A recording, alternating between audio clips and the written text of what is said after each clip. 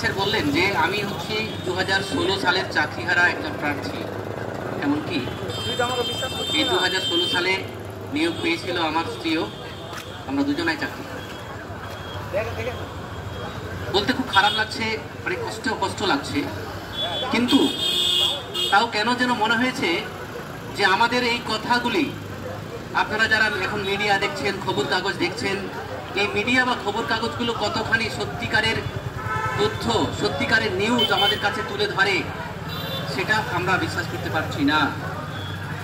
তাই আমরা আমাদের নিজেদের মুখে নিজেদের মতো করে আপনাদের কাছে, আপনারা শুভবুদ্ধি সম্পন্ন মানুষ, আপনারা এই শহর থেকে শহরতলি এলাকার গ্রাম বাংলার মানুষ, আপনাদের কাছে আমাদের দুর্দশার কথা, আমাদের সত্যিকারের ব্যথার কথা, আমাদের ন্যায় অধিকারের কথা, এগুলো আমরা যারা চাকরি হারিয়েছি আমাদের যেমন করে জানা দরকার, তার সঙ্গে সঙ্গে এই আমার বিষ্ণুপুরবাসী অর্থাৎ এই বাঁকুড়া জেলার এই প্রত্যেকটা কোনায় কোনায় আমাদের সারা পশ্চিমবাংলার প্রত্যেকের জানা দরকার আজকে এই শিক্ষক সমাজকে কোন জায়গায় এসে দাঁড় করানো হয়েছে। এই 2016 সালে চাকরি আমি কতগুলো প্রশ্ন রাখতে চাইছি, আপনারা যদি উত্তর দিতে পারেন আমাকে না হলেও এই সমাজকে দেবেন। আমার প্রথম প্রশ্ন হচ্ছে 2016 সালের প্যানেলে চাকরি পেয়েছিলাম বলেই কি আমার দোষ? আমার চাকরি গিয়েছে, কিন্তু না সিবিআই, না ইডি, না সরকার, না এসএসসি, না পর্ষদ, না সুপ্রিম কোর্ট, না হাইকোর্ট, কেউ কিন্তু আমাকে চিহ্নিত মানে দাগি আসামি, দাগি চাকরি প্রার্থী হিসেবে চিহ্নিত করতে পারেনি। তা সত্ত্বেও আমার চাকরিটা চলে গেছে। আমি অবাক হয়ে যাচ্ছি, আপনারা কি অবাক হবেন না? আমি তো স্বাধীন ভারতবর্ষে বসবাস করি, তাহলে একদম স্বাধীন ভারতবর্ষের নাগরিক হয়ে সে কি জানতে পারবে না যে তার অপরাধ কোথায়? বলা হচ্ছে সিস্টেমেটিক ফ্রড। অর্থাৎ আপনাদের কাছে একটা প্রশ্ন আমি তুলে ধরছি, ধরুন একটা বাড়িতে না একটা এলাকায় ঝামেলা হয়েছে, সেখানে 2-4 জন লোক ঝামেলাটা করেছে, এরপর কিছু মানুষদেরকে দায়িত্ব দেওয়া হলো যে যারা যারা ঝামেলা করেছে তাদেরকে ধরে আনুন আর তাদেরকে যথারীতি শাস্তি দিতে হবে। যাদের উপরে দায়িত্বটা দেওয়া হলো তারা সমস্ত কিছু বলে তারা দেখলেন না, আমরা এখান থেকে যারা ঝামেলা করেছে তাদেরকে ধরতে পারিনি। তাহলে ওই এলাকায় যতজন মানুষ বসবাস করেন সবাইকে ধরে জেলে ঢুকিয়ে দেন, সবারকার শাস্তি হোক।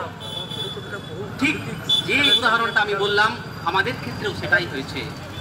26,000-এর চাকরি গেছে, একদম ঠিক কথা। তার মধ্যে সবাই কিন্তু অযোগ্য নয়, সবাই কিন্তু অন্য পথে বিপথে এখানে আসেনি, আমিও সেই একজন। যে তাহলে বিচারটা কেমন হলো? যারা চুরি করলো তাদের জন্য একই রায়, যে চুরি করলো না তার জন্য একই রায়। যাদের ওপর এই দায়িত্বটা দেওয়া ছিল যে আপনারা বাঁচবেন, সেই ইডি সিবিআই, তারা কি করলেন জানি না।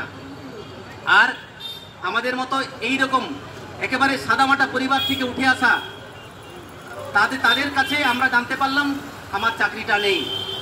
এখানে কি আমাদের শক্তি নেই বলেই এরকম বিচার পাচ্ছি আমরা?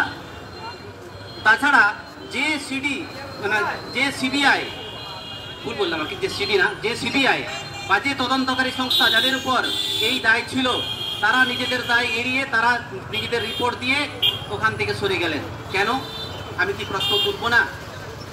তারা যদি বাঁচতে না পারেন সেই এলাকাটাকে উজাড় করে দেওয়া হয় আমাদের, এই প্রশ্ন চিহ্ন আমার আপনাদের সকলের কাছে রইল।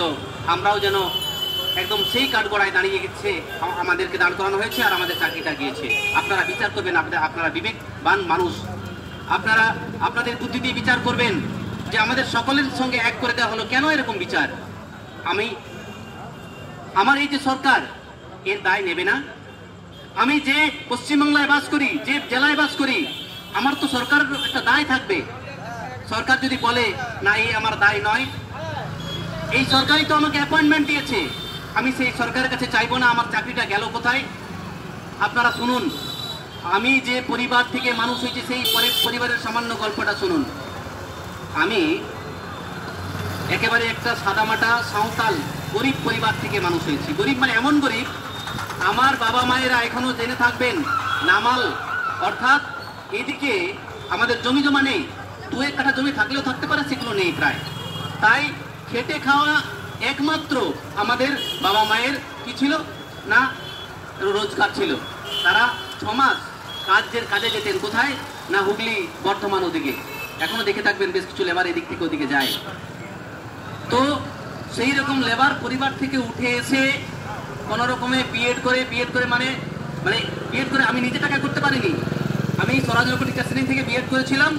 সেখান থেকে মানে আমাকে 10,000 টাকা কি দেওয়া হয়েছিল, ওখান থেকে কনসেশন দেওয়া হয়েছিল। এমনকি আমার কাকু, আমার পরিবার বা আমার আত্মীয় স্বজন যারা ছিল 2,000, 3,000, 1,000 এরকম করে তাদের কাছ থেকে টাকা নিয়ে, সেই টাকা এখন আমি তাদের সবার কাছে শোধ করে দিতে পারিনি, তারা নেয়নি আমার কাছে। আপনারা ভাবুন, এইরকম একটা একদম যাদের আমার বাবা মা ভাবছিল আমি লেখাপড়া, আমার বাবা মা জানে না লেখাপড়া কি, কি ক, তারা কিছুই চেনে না। তারা ভেবেছিল যে আমার ছেলেটাকে আমি একদিন লেখাপড়া শেখাবো, সে একদিন আমার এই যে আমি যেমন করে মাঠে খাটছি এটা সে একদিন খোঁজাবে। শুধু আমার বাবা মা নয়, আমরা যারা চাকরি করি তাদের অনেকেরই বাবা মা হয়তো নিজের সন্তান যেন থাকে দুধে ভাতে, এটা বাঙালিরা ভাবে সত্যি করে। আপনারা যারা আজকে দোকানপাট করছেন, যারা টোটো চালাচ্ছেন, যারা চাকরি বাকরি করছেন, প্রত্যেকেই আপনার সন্তান যেন সুখে থাকে, আপনার সন্তান যেন সুস্থভাবে মানুষ হতে পারে, সেই আশায় আমরা প্রত্যেকে নিজের সন্তান নিজে যেমনই থাকে সন্তানকে সুখে রাখার ব্যবস্থা করি। আমার বাবা মাও কিন্তু সেভাবে চেষ্টা করেছিলেন। এমনকি আমি 2016 সালে সেই এসএসসি পরীক্ষায় পাস করেছিলাম, প্যানেল হয়েছিলাম, চাকরি পেয়েছিলাম, কিন্তু আমার কোনো দোষ নেই, চাকরিটা চলে গেল। আপনারা ভাববেন না আজকে আমার চাকরিটা গেছে, কোনো অন্যায় করিনি,